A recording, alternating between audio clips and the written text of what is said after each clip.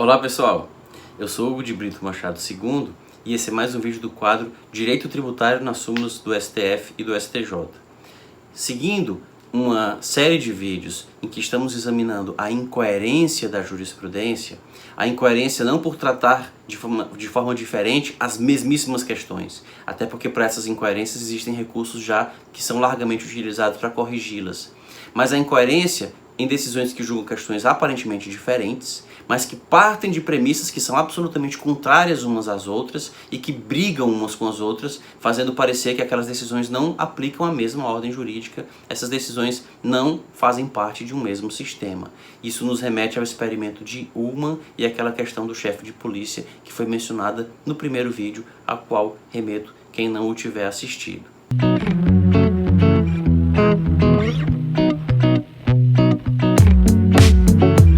No vídeo de hoje trataremos de mais uma incoerência, será o terceiro exemplo de incoerência, que diz respeito à pessoa jurídica dividida em matriz e filiais, se matriz e filiais devem ser tratadas como entidades diferentes ou como uma mesma entidade. Então, o Superior Tribunal de Justiça, julgando o recurso especial 1.355.812 do Rio Grande do Sul, consignou que pessoa jurídica dividida em matriz e filiais, essas divisões são meramente de organização administrativa da pessoa jurídica, mas a pessoa jurídica é uma só. Então, existe uma entidade que tem personalidade jurídica, que tem um patrimônio, que tem direitos e obrigações e que, eventualmente, por uma questão de conveniência, ela se divide em unidades descentralizadas, matriz e algumas filiais. Então, tem um supermercado que tem uma matriz e tem uma filial em outro bairro, outra filial em outro bairro.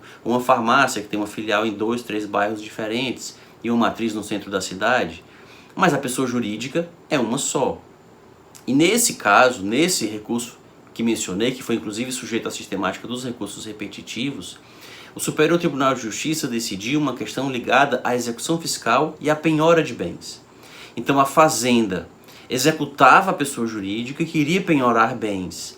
E a pessoa jurídica alegava, sendo a execução movida contra, por exemplo, a matriz, e era feita a penhora de um bem que, por exemplo, estava no poder de uma filial, e a pessoa jurídica dizia, não, mas esse bem é da filial, não é da matriz.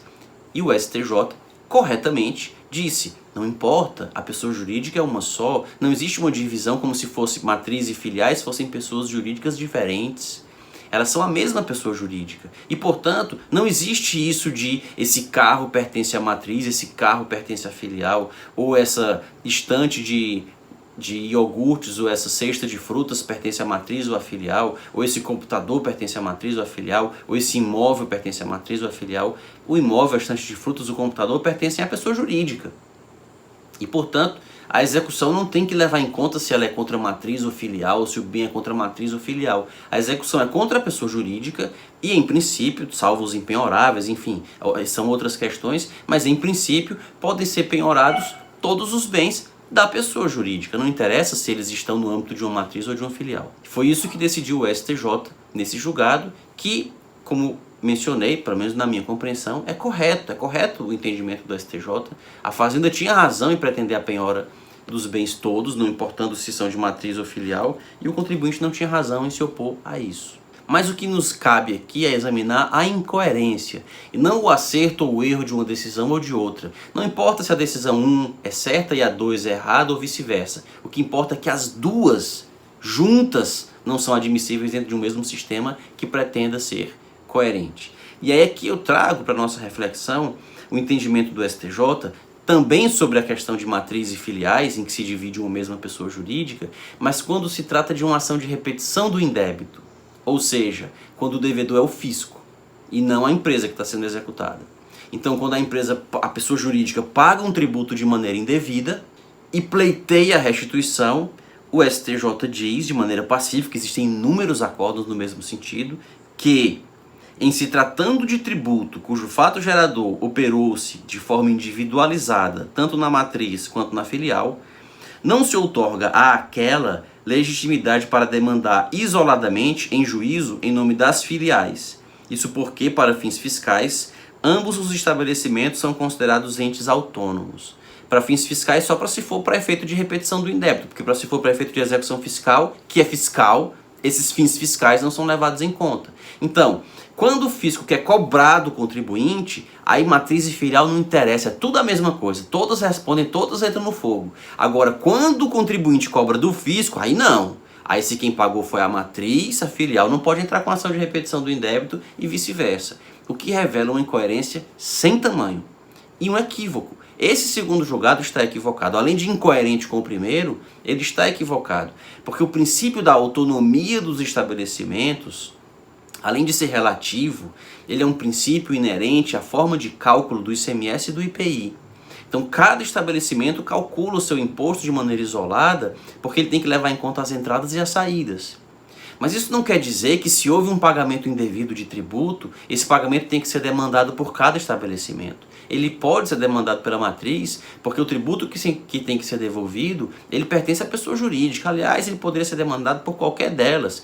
Ou então, melhor dizendo, é errado chamar matrizes e filiais de pessoas diferentes, como se elas tivessem capacidade processual ativa diferente. Ah, a autora é a matriz, a autora é a filial. Isso não existe, a autora é a pessoa jurídica. Igual o STJ decidiu no caso da execução fiscal. A ré é a pessoa jurídica. Por que na hora de ser ré, a ré é a pessoa jurídica, não existe, não se enxergam divisões?